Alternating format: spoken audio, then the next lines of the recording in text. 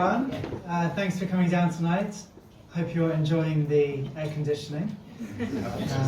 I certainly am. That's why we're here. I thought of putting up posters, but a good turnout anyway. So lovely to see you all. I'm Nick, and I've been chairing the Barnes Philosophy Club for 5 years now. We're a public club open to everyone who's interested in philosophy, and we meet to hear from and talk with philosophers to promote a philosophical and thoughtful approach to the questions of philosophy and everyday life. Very happy to see everyone. We're supported by the Royal Institute of Philosophy and also by the OSO, and that means we can keep ticket prices down and offer free tickets for anyone who needs them. If you're not already, please make sure you're on our mailing list at osoarts.org.uk/philosophy club, and let us know if you'd like to request a topic, suggest a speaker, offer to give a talk yourself. Interested in all of that. Today, as usual, we will attempt to record. The lovely Robin has his phones scattered around, so please try and avoid walking into those. And we upload the videos, assuming everything goes well, and our speaker is happy, to YouTube. So you can see, it must be sort of 30 or so of our past talks on there, of widely varying qualities of recording, but always high quality content. Yeah, and please check your own phones are on silent. There's been a sort of retro spate of phones going off during talks, like there was a couple of decades ago, so that's fun. But please do check they're on silent if you haven't already. Usual format, different talk. Usual format is a talk of around 40 to 45 minutes. And then we'll open it up to questions and discussion through to 9 p.m. latest. Please do stay for a quick drink and a chat afterwards if you'd like in the bar here until the OSO turfs us out, which usually happens around 10 or just before, depending on our behaviour, which I'm sure will be excellent. And I'm delighted that tonight we have all the way down from Sheffield, where he's a professor of philosophy, Eric Olson, who specialises in metaphysics and the nature of the self. And that's where on that topic, I first met Eric when I was an undergraduate a little while ago. Was it 28 years ago? Anyway, a while ago, where Eric was lecturing on personal identity, which I think is fair to say is still an interest. Still an interest of Eric's. And he spoke to us a couple of years ago on whether we might have a soul independent of the brain. And this time, Eric's going to talk about a topic that's related in some ways and seemed, pure science fiction perhaps 2 or 3 years ago, but now it seems like it might be becoming a more pertinent question, at least, or a practical question, at least on the face of it. Could we cheat death by becoming fully digital? The metaphysics of uploading ourselves. So very much looking forward to it. Thank you, Eric, and welcome. Thank you.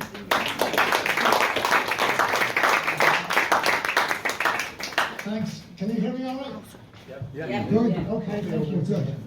If I become inaudible or if I start talking too quickly or if I obscure the screen, please just raise it. Or if I say something unintelligible, please just interrupt me. All right, so let's see if I can get the slides to go forward. That's okay. Yeah. Okay, so yes, that's the question, whether we can cheat death by uploading ourselves. Now, I have to remind you of the sad fact of life. That this is what seems to await all of us sooner or later. Not today, not tomorrow, but eventually, in a few years' time, we'll all be dead and we'll just be bones. Or maybe it'll be like that. But the thought that the people who get really enthusiastic about the latest technology many people quite seriously think that one day, not today, but one day, the future technology will enable us to avoid this sort of nasty business by uploading ourselves into a computer like that. This is this rather attractive looking, but as far as I can see, completely meaningless picture of a digital person in a computer, something like that. It looks cool, doesn't it? Okay, so I'm going to try and talk some sense about this rather bizarre and far-fetched, or maybe exciting claim, depending on how enthusiastic you are about science fiction. Okay, so the thought is that we start with a human being and a computer. Okay, I used to have a computer like that. And you somehow, right, get the person into the computer. Okay? Does that make sense? I hope it doesn't make sense, but anyway, that's the idea. That's what I'm going to be talking about. All right? Now, and they call it uploading. Okay, it's uploading is the name that the technophiles give to this to this thought. Now, if you think about what uploading actually means,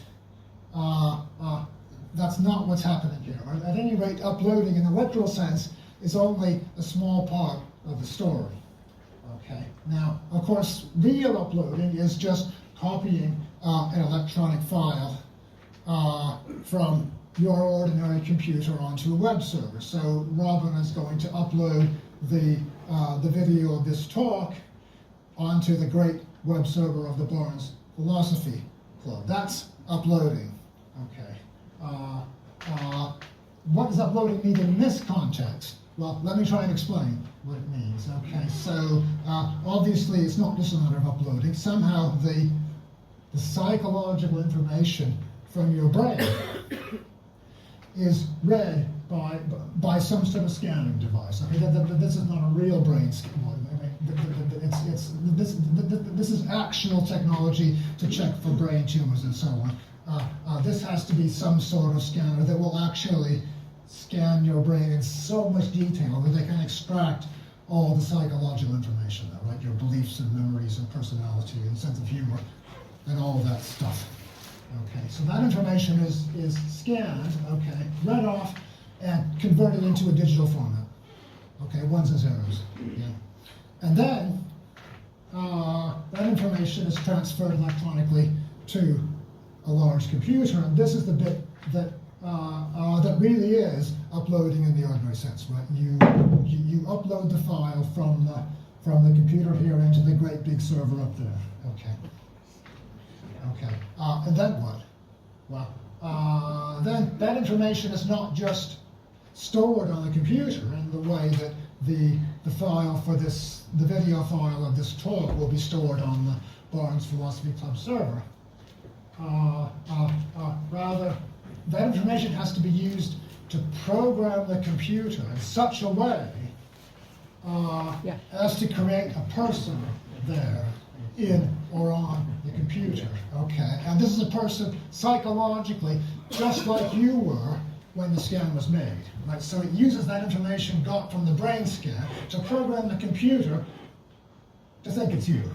Okay, or to have the mental properties that you have, the memories of your life, and the belief that it's you, and so on and so forth. Right? So we have to create a person in the computer, psychologically like you, based on the information from the brain scan. Right?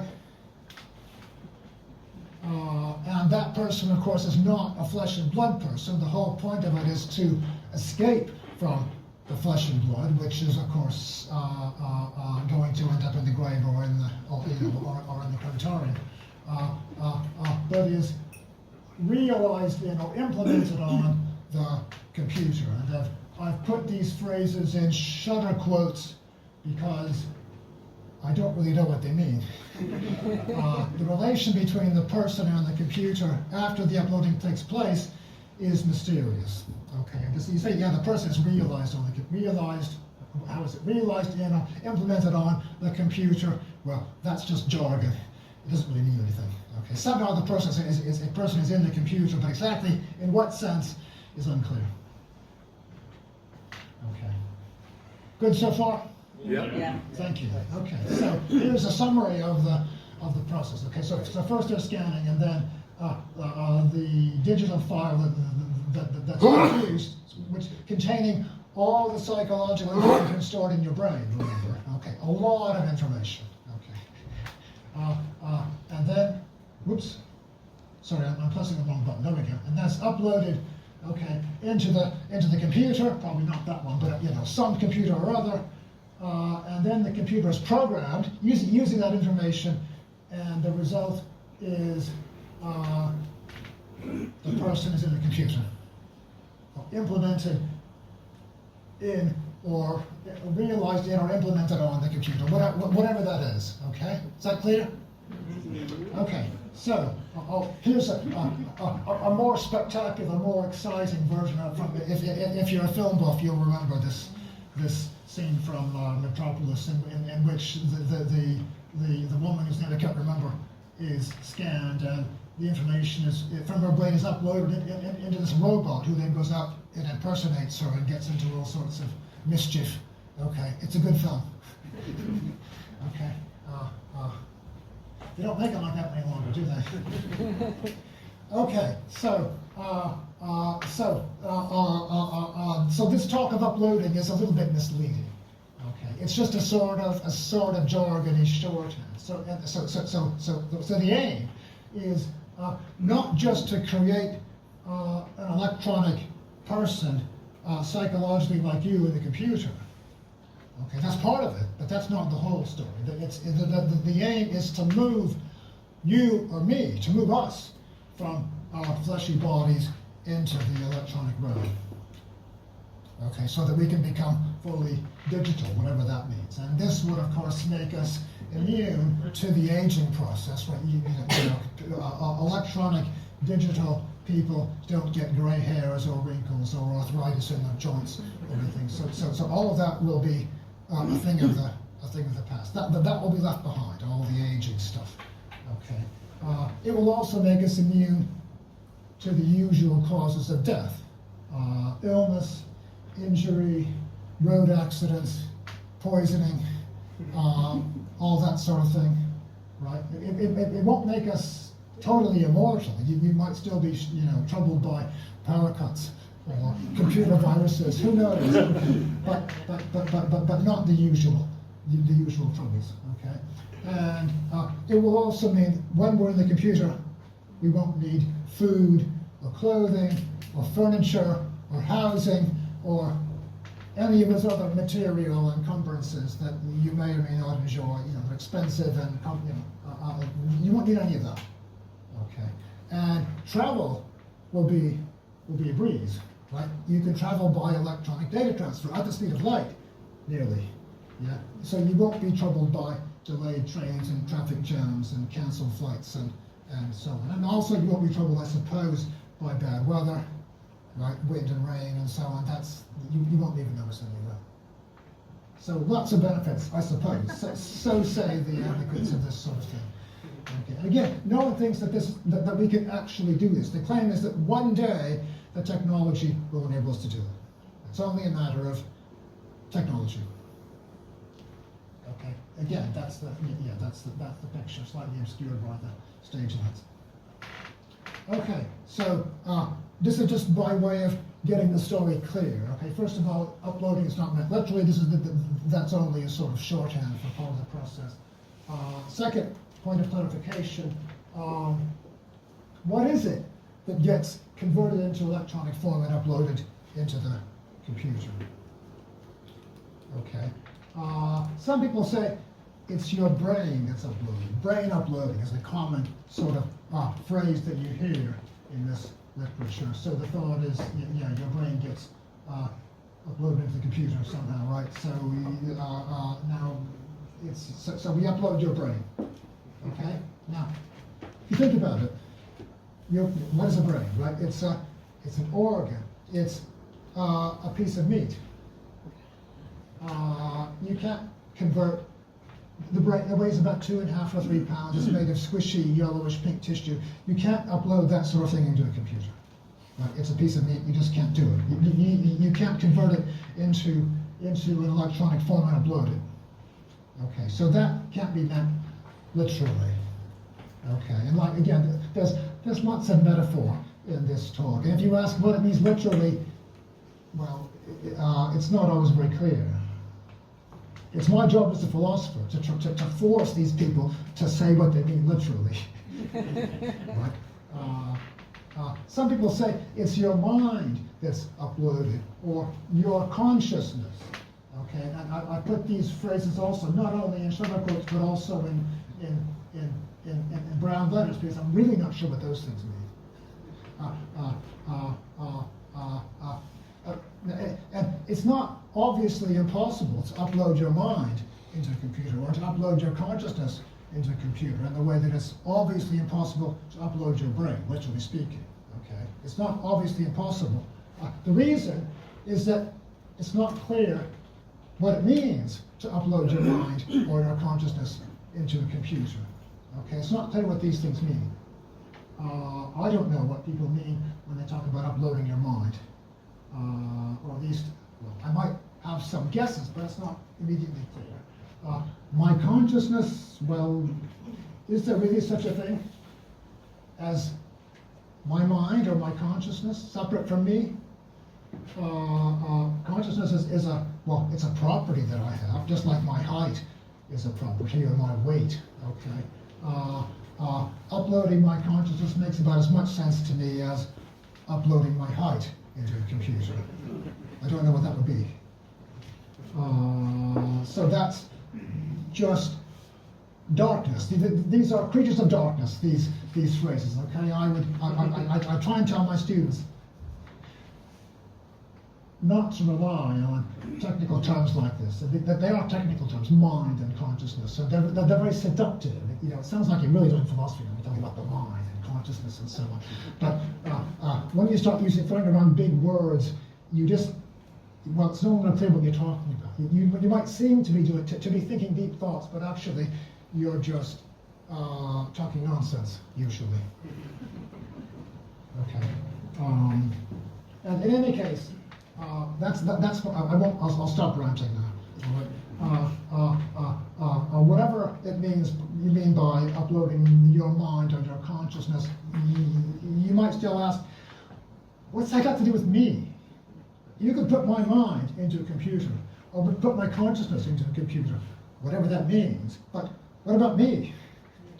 What good is that to me if I'm still a human being? That was my next point, right? What do I care if my mind or my consciousness gets uploaded if I'm still here on the stage in human form? Okay.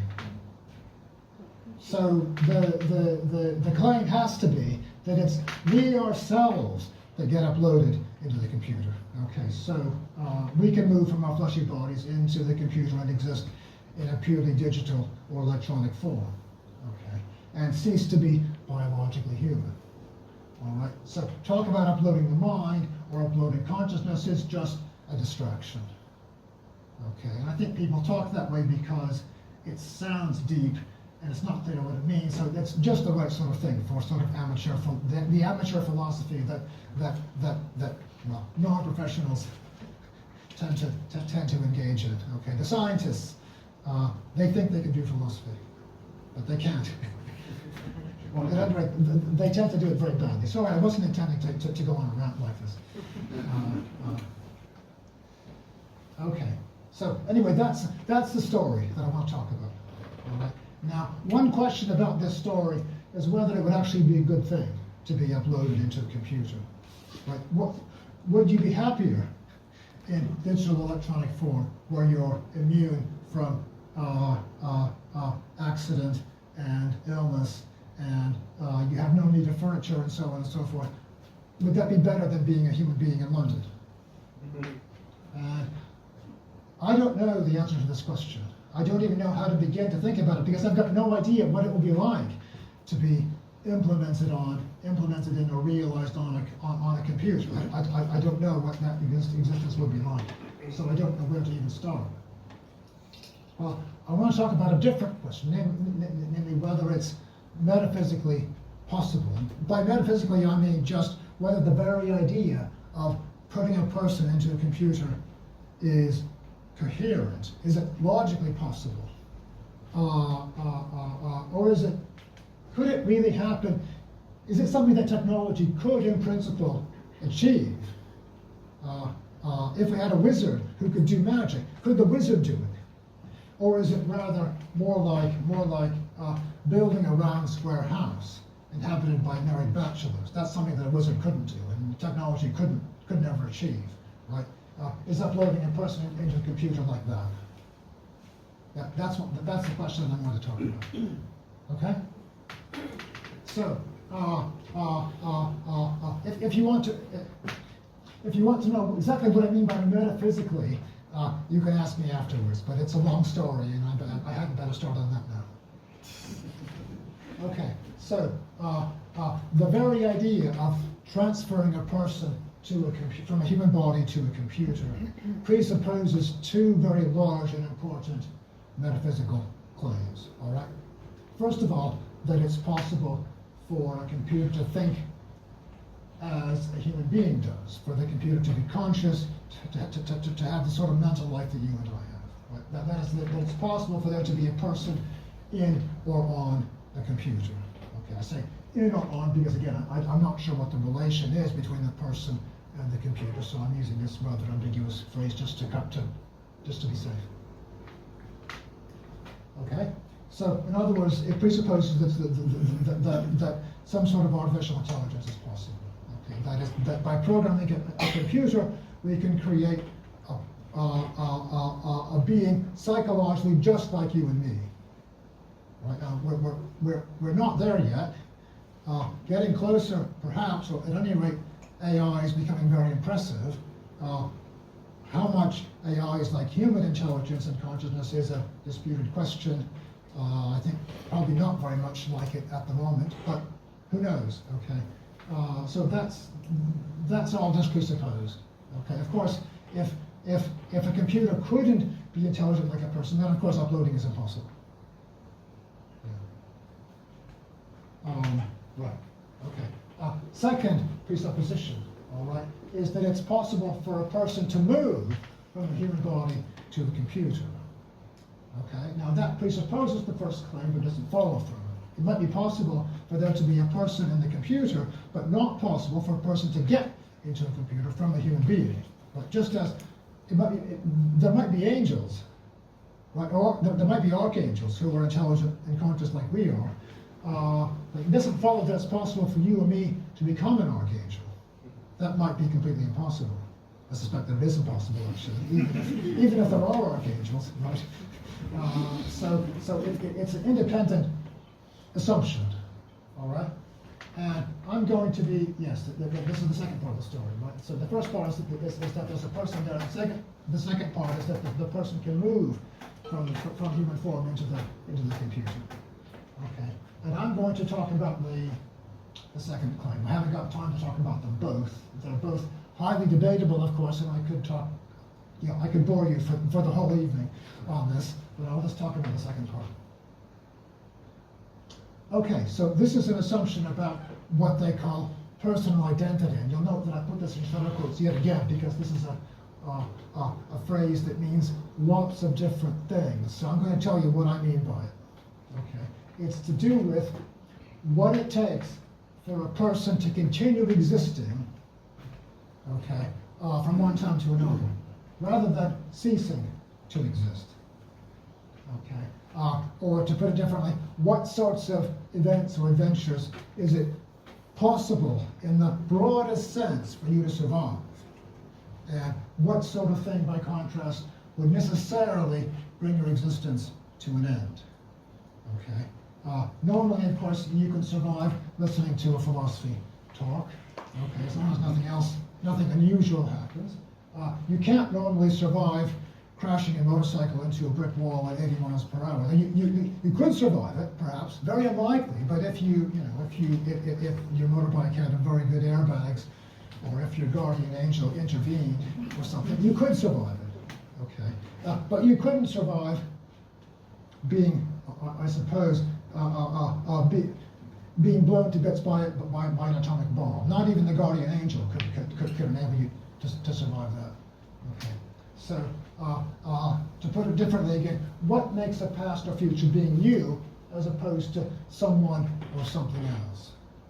Okay. So here's a concrete example. So suppose you show me this primary school photo, okay, and you point to a little girl or a little boy in the photo and you say, "That's me." Okay. Now, my philosopher's question is, what makes it the case that that little boy or that little girl is you?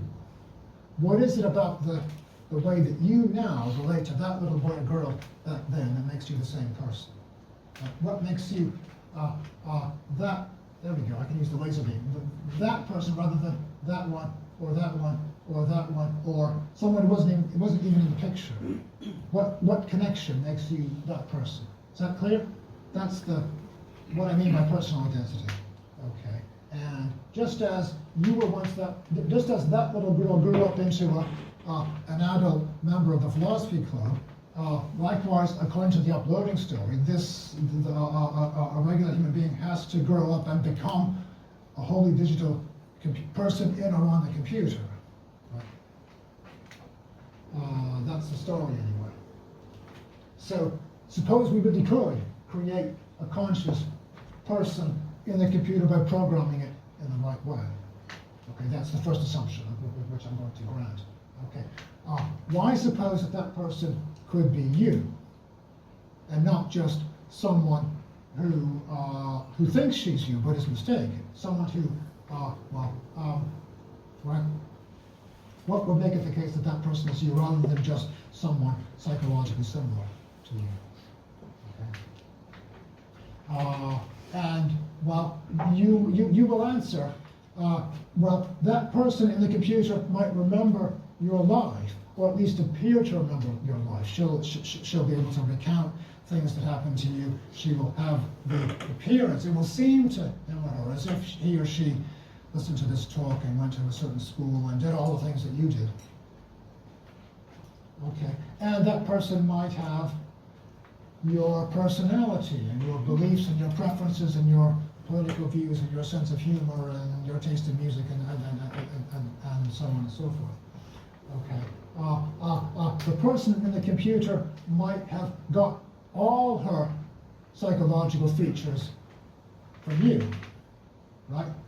In fact, that's what the scanning, uploading, and programming process is supposed to achieve, right? We get the information from your brain, we put it into the computer, we convert it into digital form and put it into the computer and use it to program the computer so as to create a thinking, conscious being, psychologically just like you. That was the story. Okay? And the thought is that, well, that's what it is for a future person to be you. Right? That person in the computer is you precisely because he or she has inherited or got her mental features from you.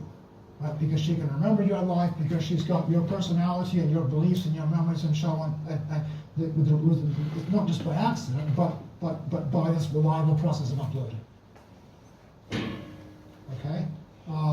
So, in general, you are that future being that in some way inherits your mental life. Does that make sense? So I ask, what makes a past or future being you, as opposed to somebody else? The proposed answer given by the, what should I call them? The enthusiasts of uploading. Okay. The answer, what makes a future being you, is precisely that being has got his or her mental life from you by some sort of direct inheritance. Yeah? So if we go back to and likewise you're that past being whose mental life you have inherited in that way. So if we go back to the class photo example, okay, the uploading enthusiast will say, that little girl is me because I can remember sitting for that photo. Or I can remember a time when I can remember it, or more generally, I've inherited, perhaps by a sort of long and indirect way, I've inherited my mental life from her. Yeah? there's a sort of a chain of psychological connections from the little girl as she was then to me as I am now. That's what makes it the case that I'm that one rather than one of the others, or someone who wasn't in the picture. So is that clear? Yeah. Okay, that's the thought. Okay. So that's the uploading story. Okay. Now remember, my question was whether this is possible in any even sort of logically and metaphysically possible. And I'm going to discuss two, well, difficulties, philosophical difficulties, or reasons for skepticism. Okay, so the first problem is probably one that you may have already thought of. Okay, it's what the enthusiasts call non-destructive uploading. It's as if they see this as a sort of technical problem to be overcome. So it's not that they're not aware of it, they just don't seem to see it as very serious. But so the thought is this. So suppose that the scanning, uploading, programming, and person creation process that I described at the beginning, suppose it takes place without doing you any physical harm. So in the usual uploading story, you remember, you're scanned and the information is moved to the computer, and it's programmed in such a way as to create a person there, and then, well, the flesh and blood person just conveniently leaves the stage. Okay? So there you are. Like, nice, neat, and tidy story, but where did he go? So the non-destructive uploading just leaves that bit out, right? That's, so is that yes. So everything's the same except that the flesh and blood person has not disappeared. And why should that person disappear? Right? There's no reason why scanning your brain should be destructive. So suppose it doesn't do you any damage. You're scanned, and then you go home, and the information from the scan is converted into digital form and uploaded, and so on, just like before. Okay, then what happens to you? Do you then get uploaded into the computer, or what? This is I think it's a very awkward problem, and I think the more you think about it, I think it's a very serious problem. So the non-destructive, inconvenient version of the story produces two people who think they're you. Right? There's the one in human form who's gone home from the scanning center, you know, with a little bit of a headache perhaps, or whatever, or maybe not. And then there's the one who gets created in the computer. Right? And by hypothesis, they've both got memories of your life, and they both think they're you because they've inherited your autobiographical beliefs. Right? They may be psychologically indistinguishable. So, which one is you? They both think they're you. Which one would be right, and which one would be mistaken? Or could they both be you?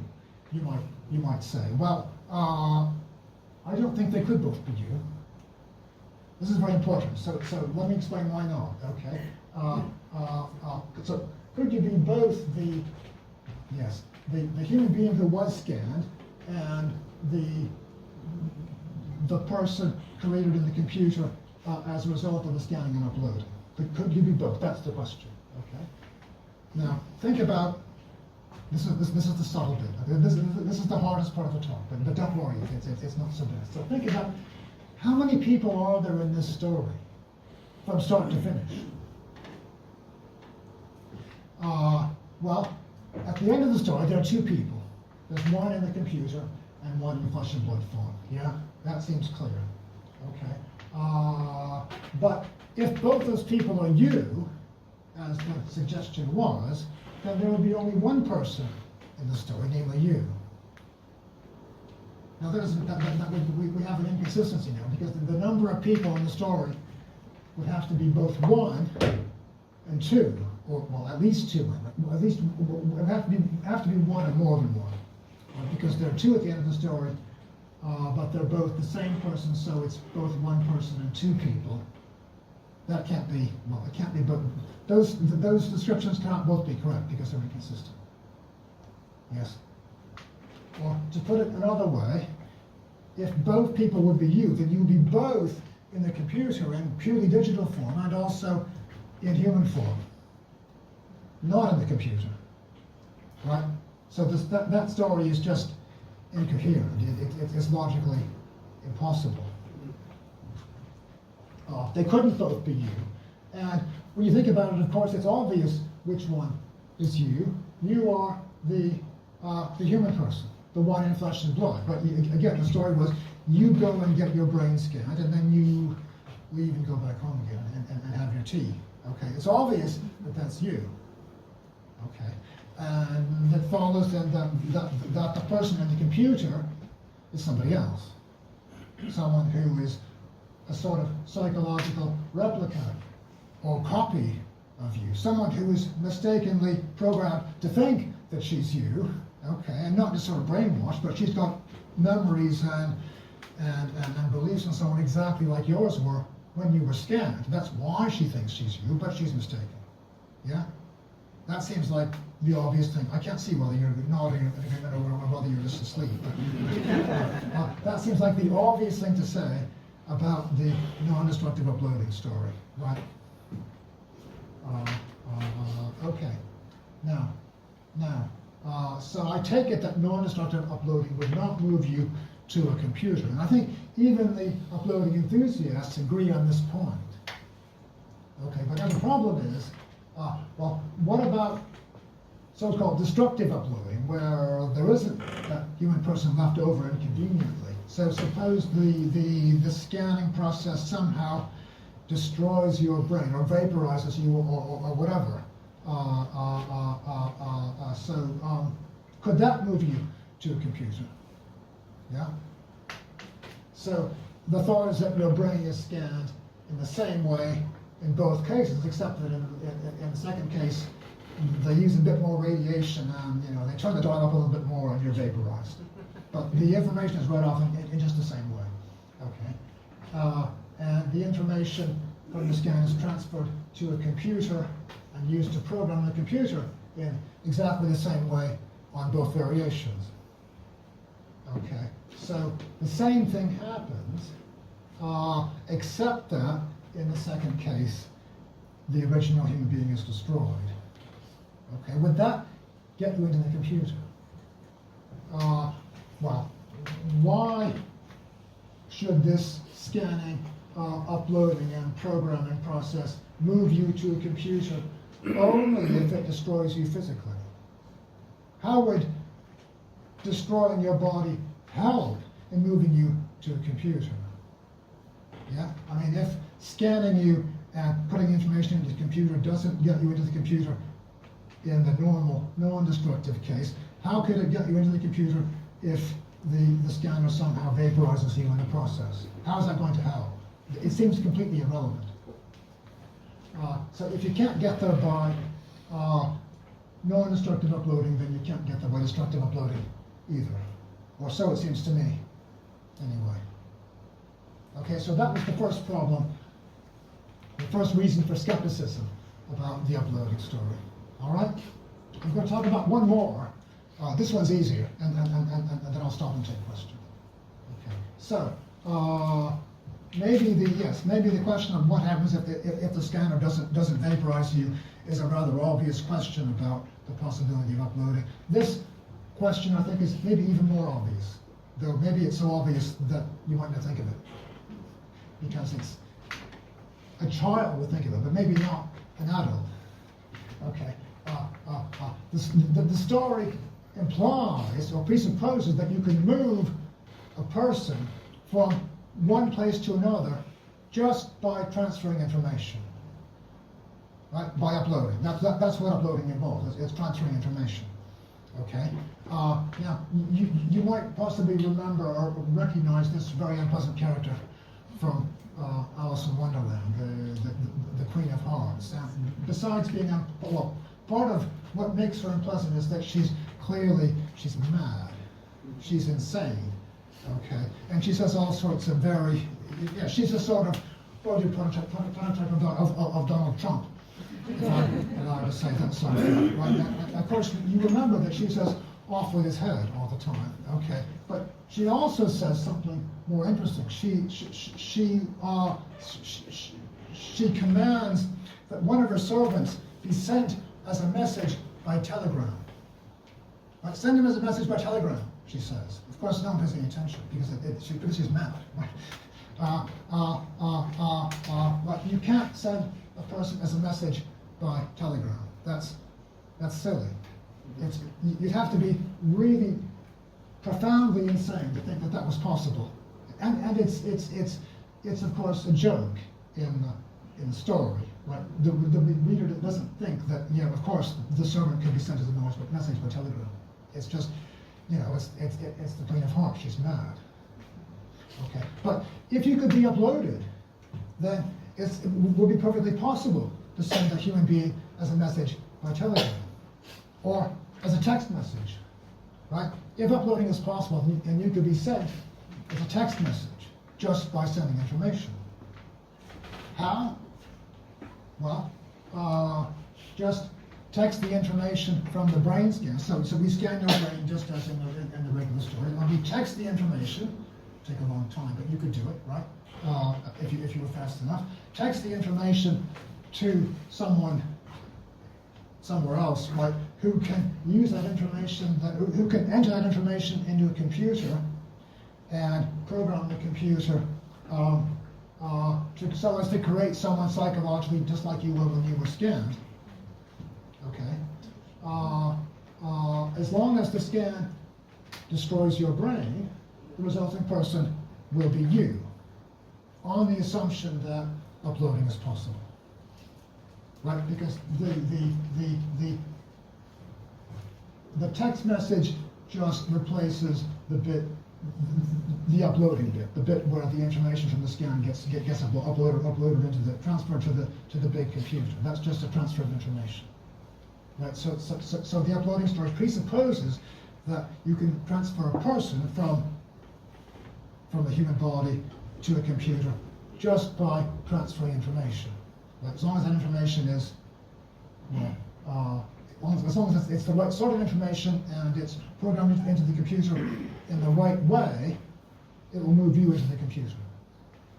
Okay, so you could move instead of traveling by car or taxi or train or aeroplane, you could just have yourself texted. Yeah, and you save a lot of trouble.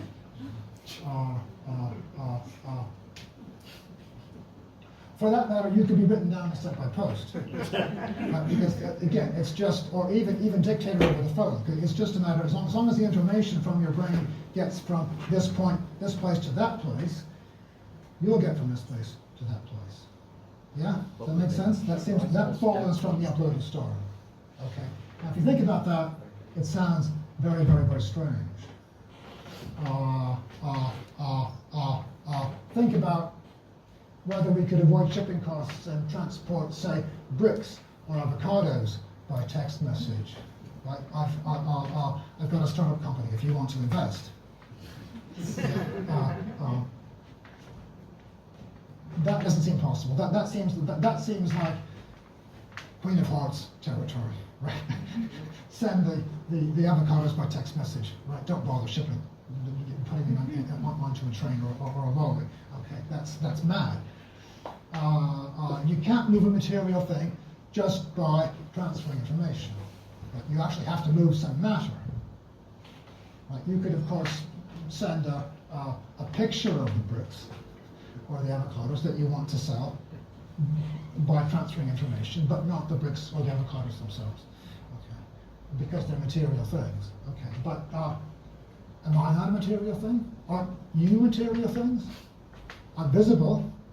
Right? I weigh something, I've got a certain shape and size, I'm a material thing, or so it seems, anyway. Madonna thinks so. Sorry?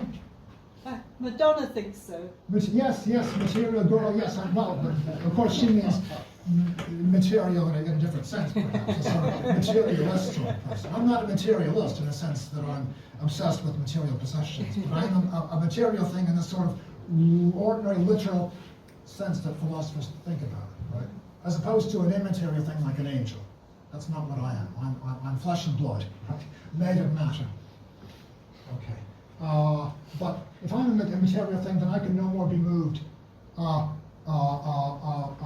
sent by text message than an avocado or a brick can be sent as a text message.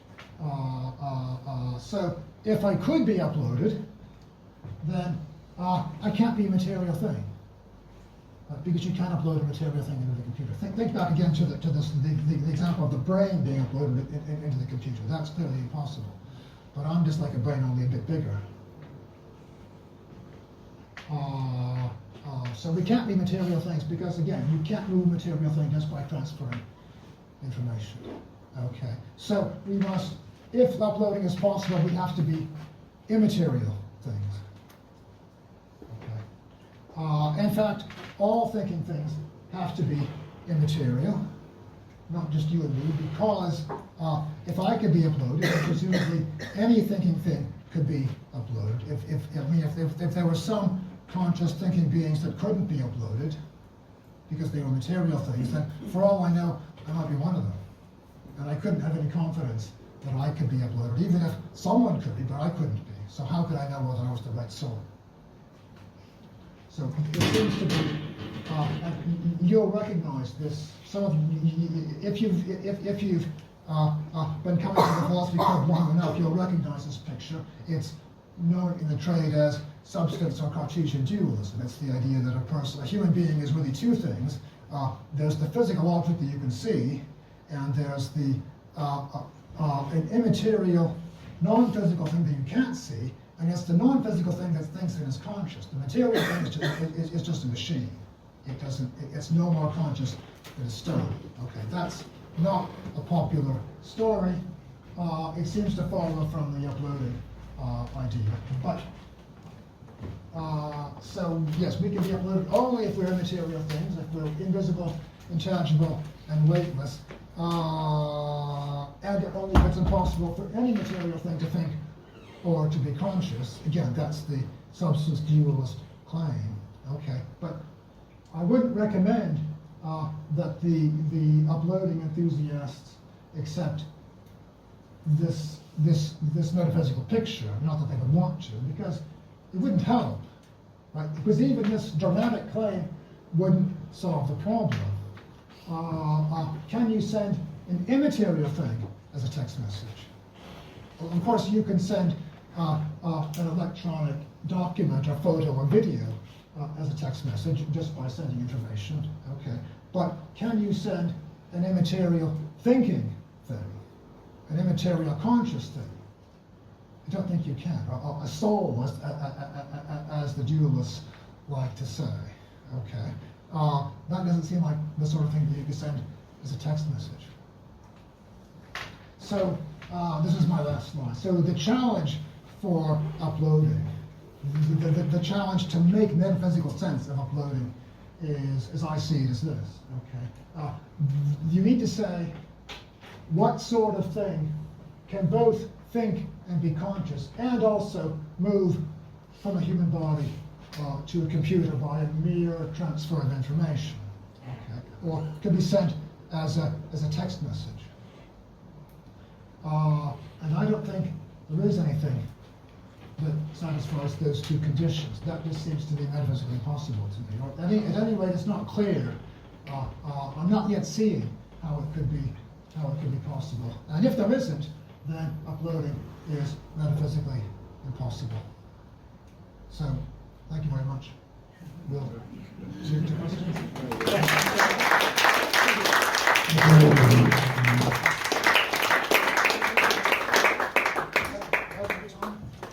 Perfect. Okay, Yes. good.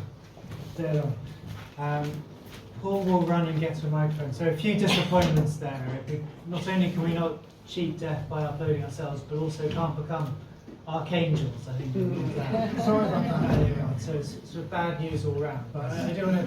And we're all going to die as well. Oh yes, you mentioned that as well. While people prepare questions, we'll go around and just ask people to put hands up, and then Paul will spring over with the microphone to take them.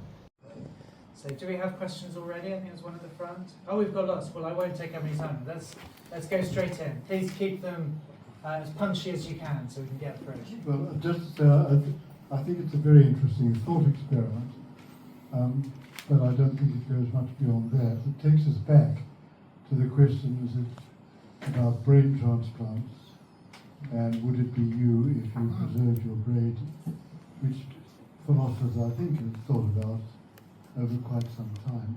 Yeah. Second comment, I think that proving a philosophical point by referring to a physical impossibility, as with the transference of avocados, is fraught with dangers, because you're going to come up against the physicists who will talk about entanglement, quantum entanglement, and things of that kind. I think it's dangerous to go down that, and I don't think it's necessary.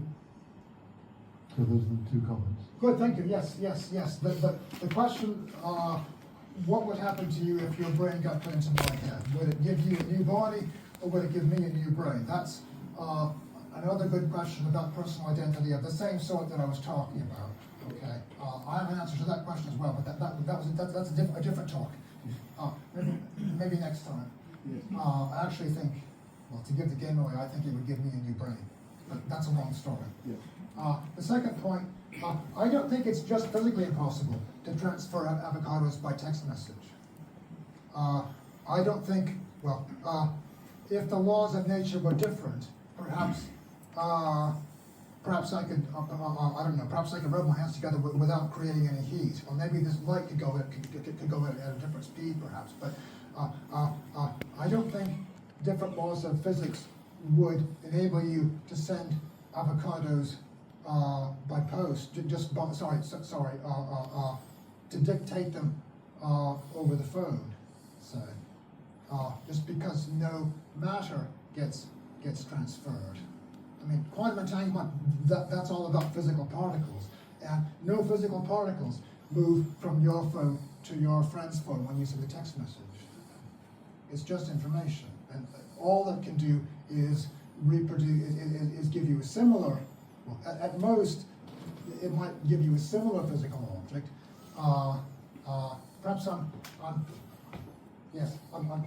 know there's lots of mysterious stuff to do with quantum mechanics and non-locality and so on. It would certainly be astonishing if I could look at the pile of bricks, write down some information, send the information as a letter by post to Australia, and somehow the bricks could appear there without any matter moving other than the letter. And in fact, the bricks would still be here in the arm. How could my writing the letter or sending the text message move the bricks from here to there? I don't think that's just a matter of physical impossibility. I mean, I'm not a physicist, and I may be wrong, but that's how it seems to me. Should we take a couple more? Who was waiting? Maybe let's take two at once. That's all right with you? Yeah, you're in charge. Can I be greedy and actually ask two very quick questions? The first one is on personal identity, and the second one is on consciousness. So the first one is, I've just been conceived. I'm an ovum that's just been fertilized by sperm. And this is me. And then, a little later, I divide in two. Because actually, I'm the 1 in 80 who turn out to be twins. And then ultimately, 9 months later, I'm born as two people. Which is me? So that's the first question. Yeah. I think you can overcomplicate the idea of personal identity. That's really the point of that. The second one is on consciousness. I think the technology has existed for quite a long time to replicate yourself for your loved ones so they can remember you. First of all, photography, and then tape recorders, and then video, and now you've got replica. And there are people uploading their life stories, and when they die, their loved ones can talk to them just as if they're real. They're a real person to them. The key thing is, the big question to me is that person in the computer, if you like, conscious? This is the ethical question. Yes. Is it conscious? And if it is, what are our responsibilities to it? Okay, well, gosh, these are very large questions. I think the second question, I think, is about what I call the first assumption. That is, it's to do with the question is whether it's possible for there to be a thinking, an actually intelligent and conscious being in the computer, a digital person, with the same moral status that you and I have got, capable of suffering in exactly the same way, and so on and so forth. And I don't know the answer to that question. I'm skeptical about it. I'm very confident that no current computer program has created that. Whether it could ever happen is a large question, I can tell you I'm skeptical about that, but that'll take me an hour, and we haven't got that much time. In the other cases, we're talking about information from a deceased person, it will be possible, perhaps. Maybe it will be possible to create a physical duplicate of you after you're dead. If we could make a scan of you while you're alive, we could use the scan, perhaps, to create a replica of you after you've died, if your loved ones pay enough money, and so on. Now, of course, that wouldn't be you. You've died, you've been cremated or whatever. This is a sort of copy of you. I don't think anybody would think that was literally you. I don't suppose, though it seems to be metaphysically analogous to the uploading story. It doesn't really matter whether the thing that receives the information from the scan is a computer or a flesh and blood human-like being. The principle's the same. Okay. What was the first question again? About the twins. The twins, yes. When it becomes a person. Yes, that's that's another large topic. I hadn't better say too much. The only thing I would say about that is, if we ask, is the fertilized egg? So the fertilized egg divides into two twins, call them lefty and righty. Okay. If we ask, is the egg lefty? Is the egg righty? Is the egg neither lefty nor righty? That question, I think, has an answer. Okay. It has to be one of those three possibilities. Right? Either it's this one or it's that one or it's neither. Okay. Which one it is a hard question. That's a long story, but I think the question has an answer. Just as if we ask, is that the person who asked the question a minute ago? The answer will be yes or no, or maybe something indeterminate.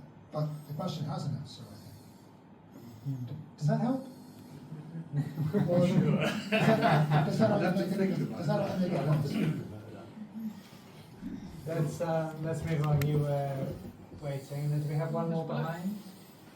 Yeah, of course, it's very hypothetical at the moment, and theoretical, the ideas of uploading ourselves in this way, but with the rapid advances of AI, and this is not really something that you touched on, it could, I'm sure, become a possibility, although my personal thoughts would be, without the, in that sense, we'd cease to be human, and without the social interaction and the things that we derive pleasure from as humans, we could be trapped in a state of stasis for evermore. It could be quite boring.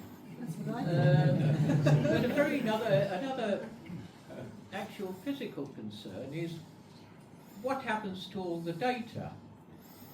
Because, as we know,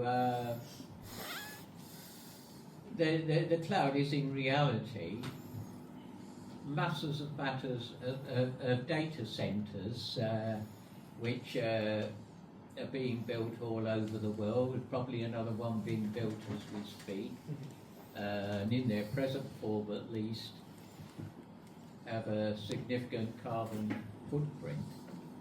So a very real moral, I think, and philosophical question about all this is,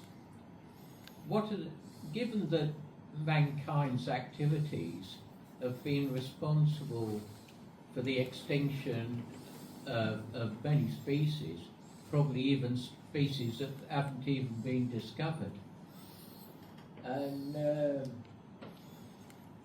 given that, what's the implications of all this for the rest of life on Earth? Aaron, approach the question from whichever angle you like there. Yes, I suppose, leaving aside the metaphysical worries that I've been talking about, we could suppose that flesh and blood human beings are replaced by conscious, intelligent beings in computers, purely digital beings. Okay, leaving aside the question of whether that's metaphysically possible or whether any of that could be you or me, we could ask the question: would those purely electronic beings be more damaging to the environment than the fleshy human beings that we are now? Of course, they would use large amounts of electricity, I suppose, but how much? I don't know. And of course, again, they wouldn't have to have cars or heating or furniture or housing or any of that other stuff. In agriculture, you wouldn't need any agriculture and so on. So maybe it would be better for the environment. I don't know. That's a question for a scientist and not a question that I can answer from the armchair. We had one just behind and then one at the back.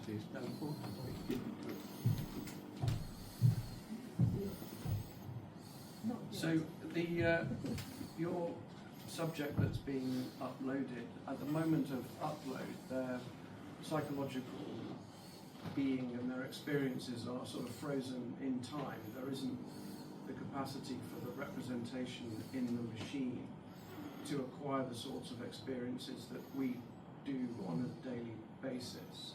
And many of the definitions of personhood and sentience are rooted around being able to acquire new experiences. So your captured psychological entity is stuck at the point of upload, and by and large, unless we were going to have some sort of massive sort of brain in a vat experiment or Laplace's monster, then it isn't going to acquire new experiences from the real world unless we continuously upload new experiences into it.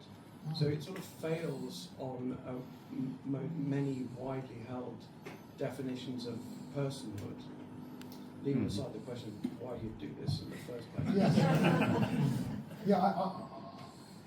I'm not very good at definitions of personhood, and I'm not sure what definition this one would fall foul of. But it wasn't supposed to be part of the story that once you're uploaded, you're psychologically stuck exactly as you were when you were scanned.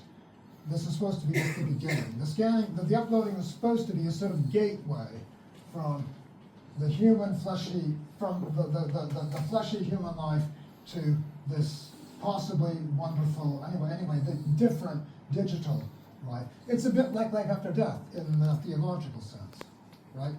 Death is not the end. It's just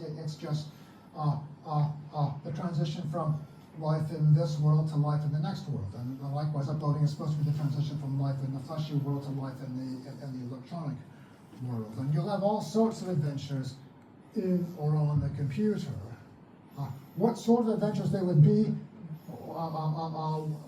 what would count as experience in that situation, I don't know. That was the question about whether uploading ourselves would be a good thing, whether you'd be happy in the computer, and I don't know what to think about that. Of course, if you didn't have anything like sensory stimulation, it wouldn't be a nice life.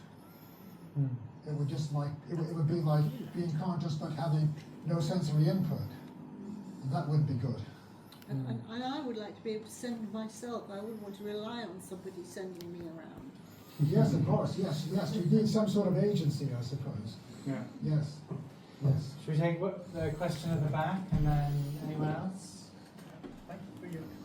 I was just wondering about the Oh, sorry, just don't speak right into the microphone. Can you hear me? That's it. Okay. I was just mentioning the term upload, because with the term upload, it presumes that there's an original copy rather than and then an additional copy. But if we use like a different term like copy, does that change kind of our view on like whether there can be multiple views? Because then it kind of diverts that there's like not like an original copy. And then if that's the case, does that mean like, I don't know, we have to focus more on the experience of both of those versions of you? So for example, what do you conceive as the experience of the copy? Because I feel like that matters a lot in whether there can be multiple versions of you. The copy, yes. So the idea is, again, your brain is scanned. The information, psychological information from your brain is converted into electronic form and uploaded into the computer and used to program the computer so as to create a conscious thinking being psychologically like you were when you were scanned. Okay. Now, that information could be uploaded into two computers, which can be programmed independently in the same way so that we get two people psychologically just like you were when you were scanned, right? Or any number for that matter, right? This is just another version of the non-destructive uploading problem, I suppose. We get two people, both thinking that they're you.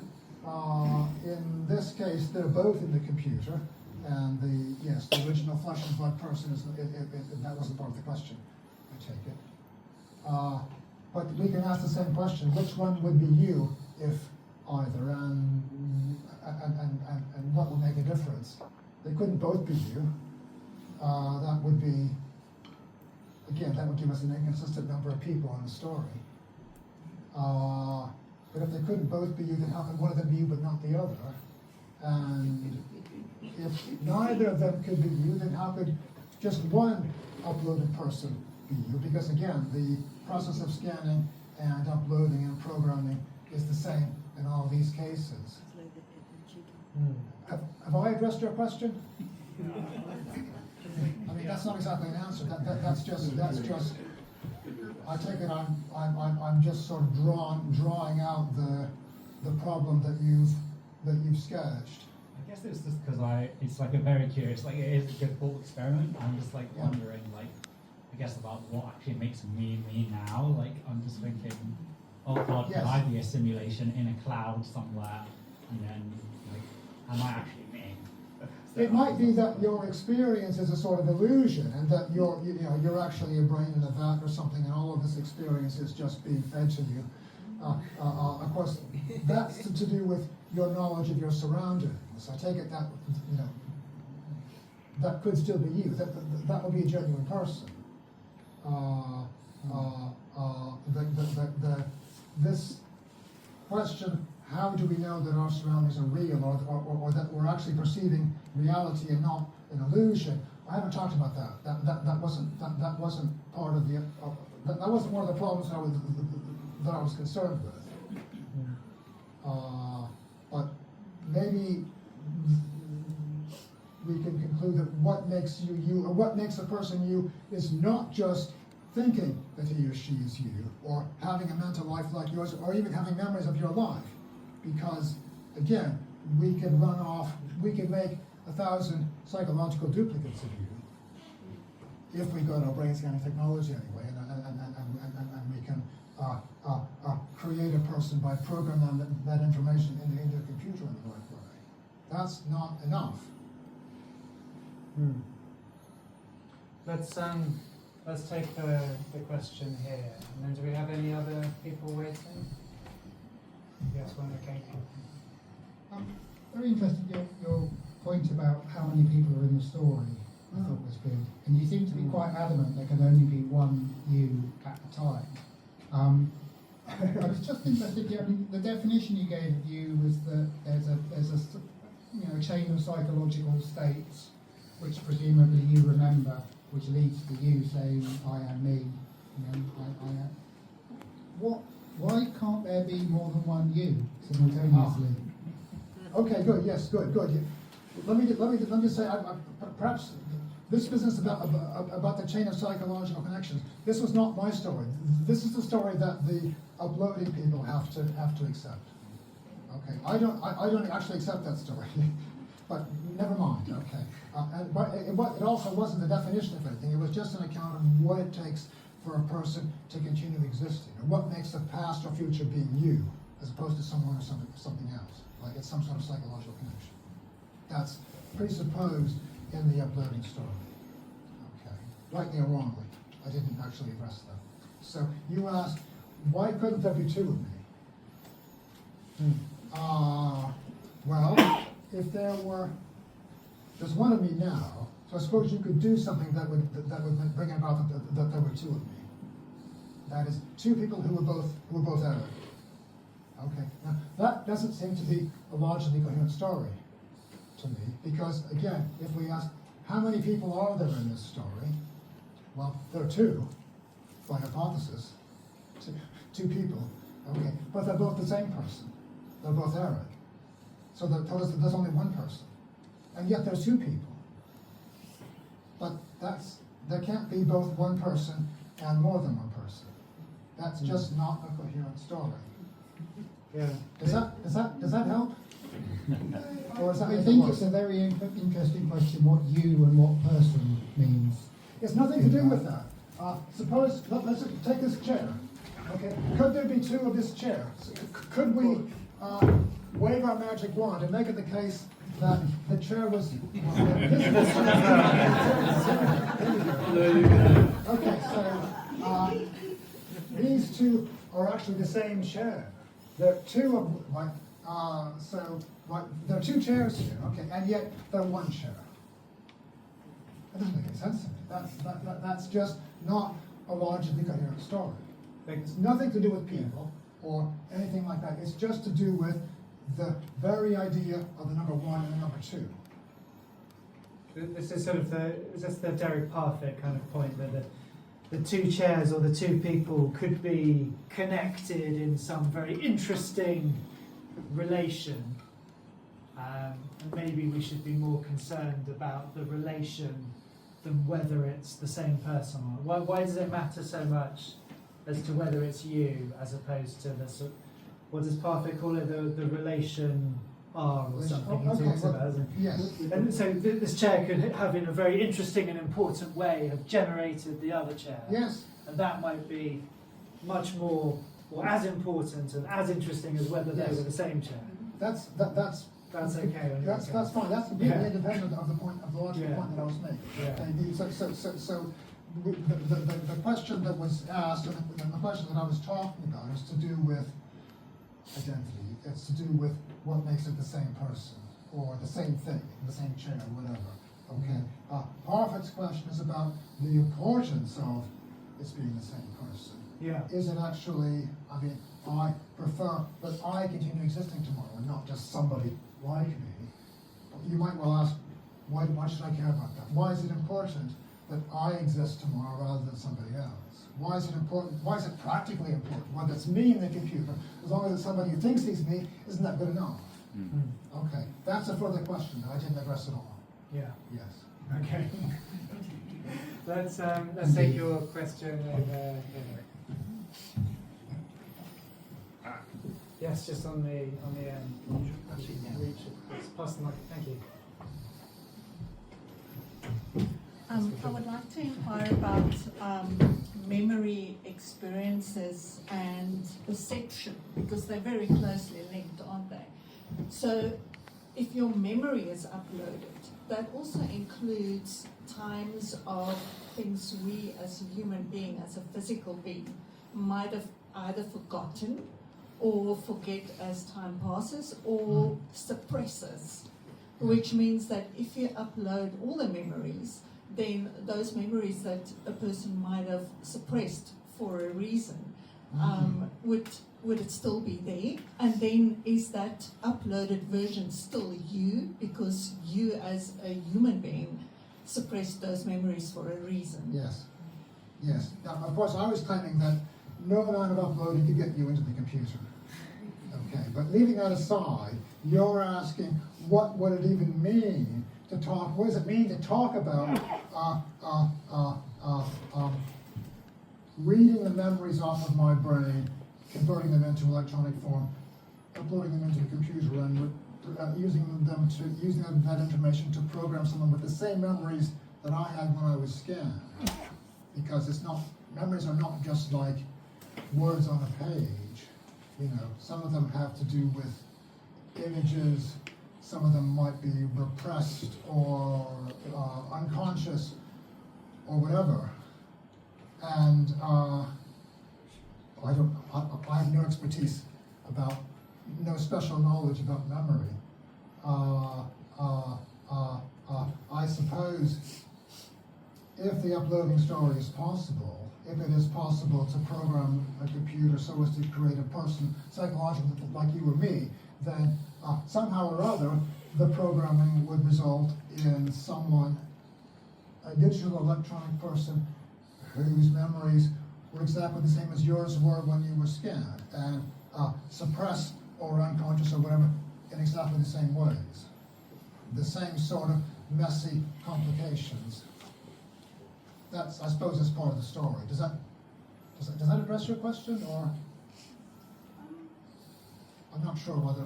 It's tricky because, I mean, sometimes something happens, you get a certain smell or sound, and Yes. it brings back a memory Yes. that you completely forgotten about. Yes. So would that memory be uploaded to start with because it is in your brain? Yes. Yes. Or is it something that the uploaded version would also just forget about? I would say yes. If the smell can conjure up or reawaken that memory in you, it's because it's stored in there somewhere within your skin. Okay, and all that psychological information is supposed to be captured in the scan, converted into electronic form, and reproduced in the computer. That's part of the story. That wouldn't be you, though. It would be, no, it might perhaps be someone psychologically just like you. Perhaps. Again, that's presupposed in the story. I just think if something has access to all my memories, Yeah. I don't have access to all my memories, Yes. but I know it's in my brain. So Yes. if there's a program that has access to it, Oh, well. it would not be me. Perhaps the person in the computer can have the same sort of access that you have, imperfect or whatever.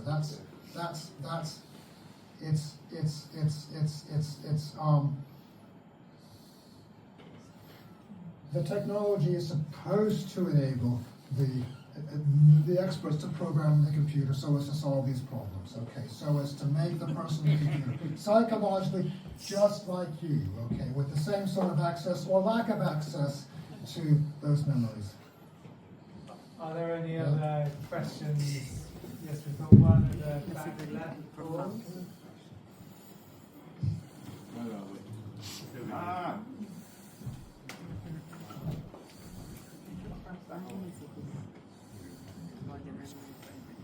Thank you. This has been absolutely fascinating. There's a lot. Don't know where to start really, but we're talking about uploading a consciousness to a computer. So my question is, what data set would there be to code for the consciousness? Because if it's just data that goes into the computer, it's like the other contributor said before, it is something that could be observed but not experienced. So unless you can get the consciousness into the computer, that either needs its own data set, and I don't think we really know what consciousness is, unless consciousness is an emergent quality that will appear with that entire data set.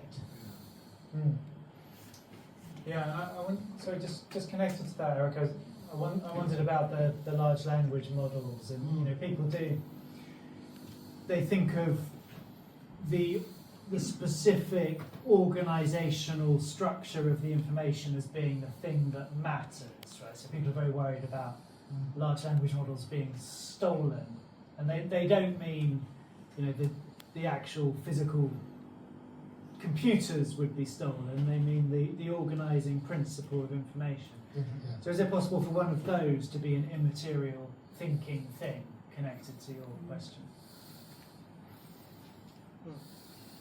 Okay. Because if it is, then you could text it, right?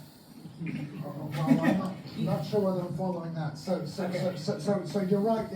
It's just information. So what the scan produces is just information that can be written down on paper. Okay. So again, it's just ones and zeros, and it can be written down. It's just information, and no amount of information is going to produce consciousness. Consciousness. I'm not sure what you mean by uploading or transferring consciousness, because consciousness is just, it's a property that I've got, and you've got, and Nick has got, and the chair hasn't got. Dogs and cats have got it. Crickets have, well, maybe that's not so clear whether crickets have got it, but in any case, you know what I mean. It's a property, okay? And no amount of information is going to make something conscious. That's something that the computer programmers, a problem that the computer programmers will have to solve. They'll have to work out how to program a computer so as to produce not just information on the computer, but actual awareness or consciousness or sentience. And how they would do that, I've got no idea. It's presupposed in the story that they would do that.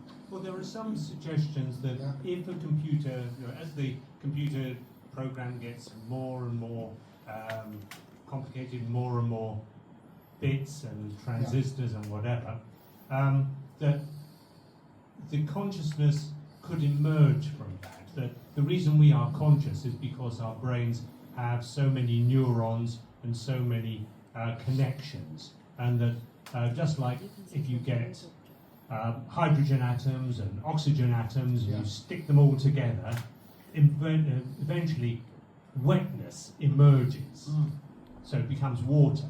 Yeah. So could we, could our consciousness be the water that appears in the computer if we are uploaded? Yes. Yes, okay. This is a question about the nature of consciousness or of awareness. And I suppose, and maybe part of the story here is that somehow awareness emerges out of information processing, because that's what computers do. Right? And maybe that's what our brains do as well. Maybe it's nothing but information processing. That might be true, and that's controversial, and I don't know whether it's true. I suppose that's presupposed in the claim that artificial intelligence is possible, which is part of the uploading story. We're running out of time. Is it a quick one at the front?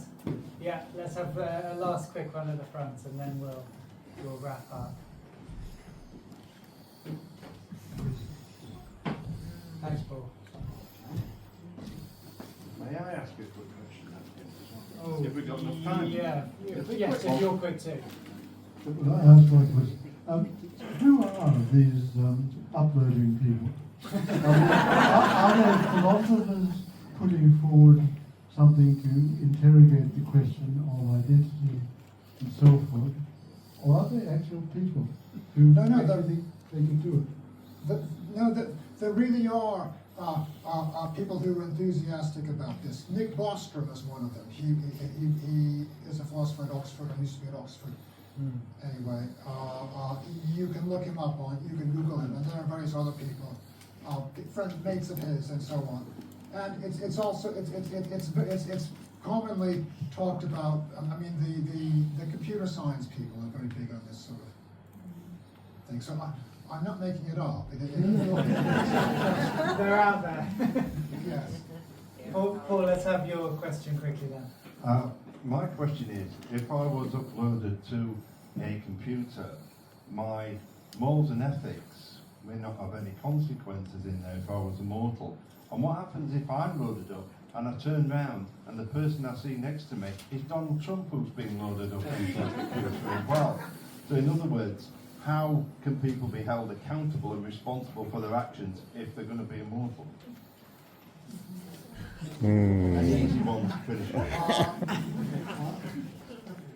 Well, I'm not sure whether uploading can make you immortal. It might extend your life quite dramatically, indefinitely perhaps even.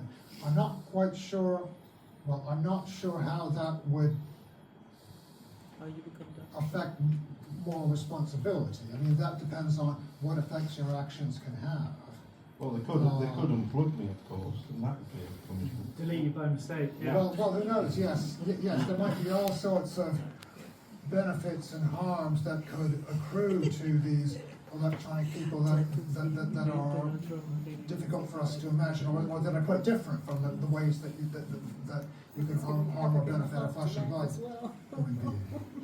That's to do with, yes, what would life be like in a computer? And I don't know the answer to that question. To be honest, I don't want to know either. Right, thank you, Paul. Thank you, Eric. We're out of time. Do have a seat, Eric. I think we're gonna wrap up. Just to say before we close, our next talk is 23rd of June, and we're going to have Professor Jonathan Wolfe. Joe Wolfe, he's the president of the Royal Institute of Philosophy, our funder, so be nice to him when he gets here, of course. He's also an emeritus professor at Oxford's Botanic School of Government. I should have said, actually, we're doing a series of talks under the theme Selves, Others and the State. So Eric has obviously focused very much on the self here. And Jonathan is going to talk about others and what do we owe future generations. So the title is What Do We Owe the Future? Posterity and the Me Generation. I'm not sure which of us are part of the Me Generation. Maybe all of us. And he's going to think about what past generations might have owed to those of us living now, and whether they met their obligations.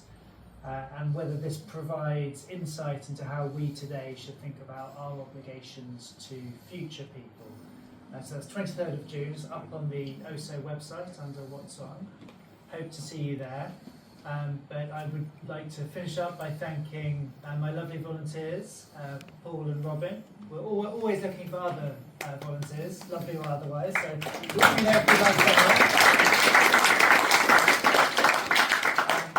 Thanks so much to everyone for a series of great, very stimulating questions. Really enjoyed those.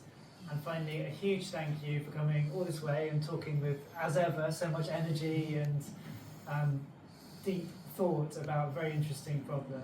Thank you to Eric.